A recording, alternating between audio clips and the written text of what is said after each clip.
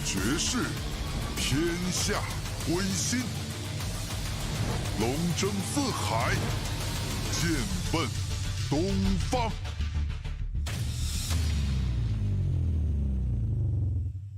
If you buy back and it doesn't pan out, well, that's okay too. Oh, EG. They try and go into the pit, almost got the telekinesis, not going to happen. Walrus punch. Call down looking to be able to save Crit, but here comes no one with a repel on him. He can just focus down these heroes to swap back. He's going to be able to save Arteezy, but he's already so low. He can't really go for this fight. He's going to try anyway, the BKB, but they're just going to turn on him with his physical damage. Now it's Samael standing alone against the rest of VP, but he's ripped to shreds. Misery.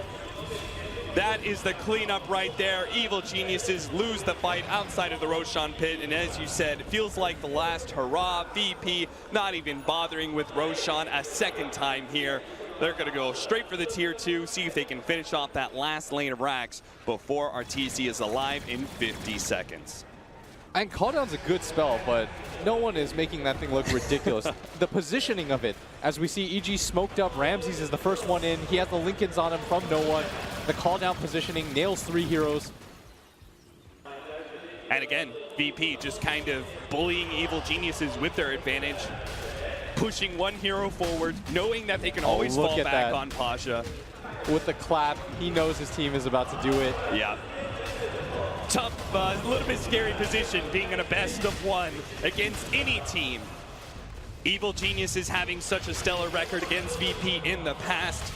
They probably felt a little bit nervous, but now they have mega creeps. There's nothing to be nervous about. Move forward confidently, VP. This fight should be yours. The call down comes through. Fear is already dead. He's just trying to save members, but Misery's going to die as well. The saving heroes are gone. Now Crit's going to be pushed back into the rest of VP. He's dead. Samael and Arteezy struggling to stay alive inside of the fountain. Ramsey wants to go for it. No one is going for it. He may die to the fountain, but they will force out the GG Pasha out of EG.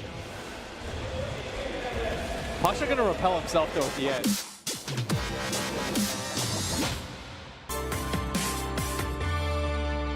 Caught out the Disruptor on the front lines, he's gone. They're trying to make space for Pycat to go into the base, but Pycat is spotted. He is, straight away they've got the root. The Meteor Hammer coming down onto the lone tree, and he's trying for the tier 4, he will get it, but he's gonna pay up his life. Pycat gets cut down. 75 seconds without the lone druid.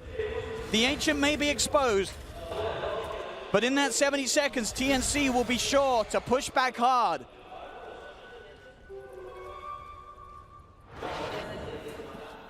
Bottom wave and top wave, pushing in heavily.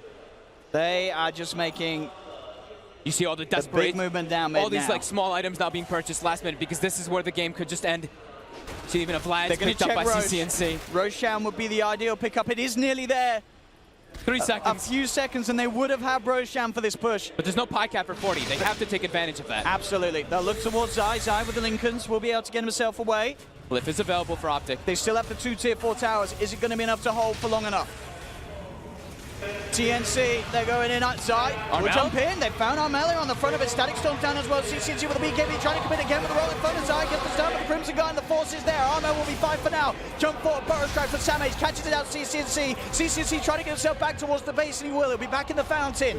But TNC, they're focusing buildings. They've pushed Optic back. They've found the tier 4 towers. They're looking towards the Ancient. Fortification comes out. Pycat will be back up in 2 seconds. Is it going to be soon enough to stop this push from TNC? The Ancient's exposed. TNC, they've found CCNC. The Phantom Lance is down for 80 seconds. Pycat getting rooted. Can Optic really hold without their Phantom Lancer? He's getting controlled. And Sam H with the Burrow Strike is in. And TNC have done it. They'll take down Optic in the best of 1. You could see this time, though, the difference between yesterday.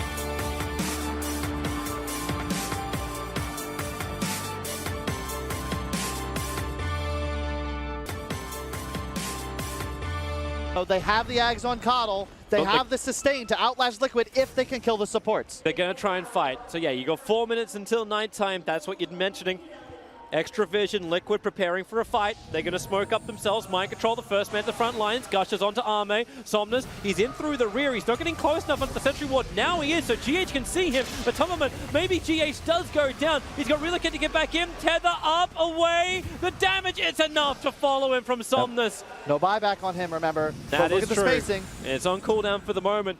But Team Liquid Now it's LGD coming from the west. The Chrono is out. Viper actually got the shields off the Chronosphere. It doesn't do enough work. The Ravage was able to stun him, and the wall control with the Storm is just too much. Paralyzing cast from X-Nova is making things more difficult, but the buyback, it comes in from Faceless Void. He knows he needs to get back into this one. FY is all alone. There goes their sustain. A quick glimpse. That wasn't exactly what they're searching for, and maybe now they need a stun. They need the damage. Somnus, the TP. It'll be in time, but LGD are the walking wounded, while Liquid potentially just want to push up high ground. They're so good, Toby. They're so good. They're just... Now, these guys want a TI. I think it's a good thing on their resume. You can just see them all play it. I don't even know how to describe it. They're just playing so well. Matumba Man understands his role. Mind Control knows his role. They bait these BKBs, and once they go down, Liquid can kill everybody. Yep. LGD just don't have the manpower now to defend this top racks. The advantage is the tier 2 tower is still alive on bottom, so they'll have at least one more fight. Chronosphere is on cooldown for a full minute, and with GH finally arriving back with the rest of his team, Team Liquid, all they have to do is just rotate down to the bottom lane. If LGD want to come out and fight them, they'll be happy to oblige. Observer and Sentry is there. LGD back up instantly. They know what's coming. They Sentry, the dust is out. Somnus burns the BKB. The stun onto GH once more, but he's got the life. He's got the sustain. Both Crimson as well as Greaves got off, which gave them the life back straight away. And now maybe with Illuminate. Sustain for LGD. This is your time for the Storm from Kuro. Locking in Somnus, locking in Arme, and probably locking in game number 1 as LGD call GG. Team Liquid have executed to perfection this draft. I watch Liquid play, and they're just better than you are. A big play. TP from GH to try and stop X-Nova, who was just dewarding on the hillside, getting rid of that vision. The support is on the way from LGD. X-Nova needs to survive a little bit longer, but then the glimpse back and the ulti. Somnus has to burn the BKB already. Here's your Guardian Angel. Team Liquid, they have to survive through the BKB if they're going to try and take this. Chronosphere is out, and it's onto a solo Miracle. They're getting closer. Mind Control trying to get the extra heal. X-Nova, he brings the damage, combining it out with everybody else. They brought down the big one. They brought down Miracle. Now they need more. The pit will do the work. Kuro Mind Control controlled his FY snowballs in deeper. Somnus, he was protected by his defensive Fuel Scepter, so this lone druid there with the Blade Mail is just not doing enough. But Tommen's Blade Mail can come back off cooldown now. They can start killing themselves, but it's just not enough damage from Team Liquid. LGD have all 5 alive. The only thing which is slowing him down right now is the fact that GH has kind of like stolen the wave, but he hasn't stolen the catapult. Yep. You can see Liquid's damage output, it isn't there. And at this point, LGD has so much sustain, they don't care about the Radiance Burn anymore. They have the pipe on Chalice, and all of a sudden, they're just walking through them. Yep. And how does Team Liquid even stop this? They're losing a bottom lane of ranks. The pings are already coming from LGD to move towards the mid lane.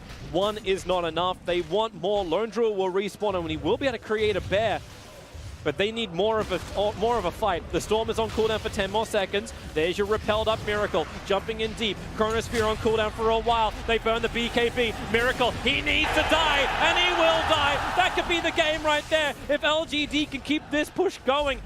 Lone Druid will respawn now, so the next big target for them. The Chronosphere is still on cooldown, but it may not matter. If they can get that initiation, if they can even just kill off the bear, then this can work for LGD. The Crimson Guard and Pipe protect them so well. The Storm, it's good from Kuro, catching in both Charles as well as FY. The Bear's able to actually have a little bit more time to beat through him, but that Crimson Guard lasts forever. Not to mention that Atrophy Aura is coming up so heavily from Chalice. He'll be protected. Pulled back in again. One more attack from Kuro will do it, combining with the Thunder Strike. Underlord will fall, and now LGD, they're the ones that are taking a little bit more damage, but where is the sustain from Liquid? GH needs to get out, cannot do so. Shards will block him in. Buybacks are coming thick and fast with Lone Druid down, Life Stealer up in 8 seconds time. It's enough for window, and they lock him in with a Chrono. Omni Knight, he will fall. No buyback available for him. That run away from GH up and towards the air, but GG is called. Liquid realize that resistance is futile to LGD. We will have ourselves a game 3.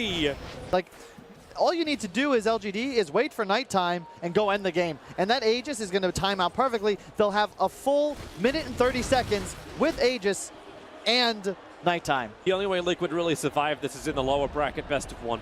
That's that's kind of what they're forced into. That's where the loser of this game goes to play up against TNC. Miracle is now target uno. Jump in. There's your hit. Miracle locked in the wall. He can doppelganger. A little bit more space. He tried to bait it out with the illusion. And, well, they can clean it up so quickly that the baiting of the illusion doesn't even work. Team Liquid want to get some kind of revenge. Arme in the mid was the target, but now it's Kura who is in trouble. He's snowballed in. The tracks are doing their work. The Spirit Vessels are crippling, and Liquid back under their tier 3 tower with 2 heroes dead. You know where LGD want to go. They're going mid. Oh, yeah. And they have Metamorphosis already burnt. They're coming. And a blink straight in. Reflection, Somnus with his jump, the glimpse back, it never even completed, but Tomberman evaporated underneath his own tier 4 tower. This is the game. There's no way Liquid can repel firepower of this magnitude of LGD. They're gonna just rip apart this mid-racks. And Liquid, what do you even do to stop it? You can live on a hope, a prayer, but Keeper of the Light, another great initiation in from Somnus. GH tracked up, he has to go all the way back home with a shuriken toss. It bounces after him and kills him all the way back past the fountain. There it is, GG, well played. LGD will take the winner's bracket. Final position.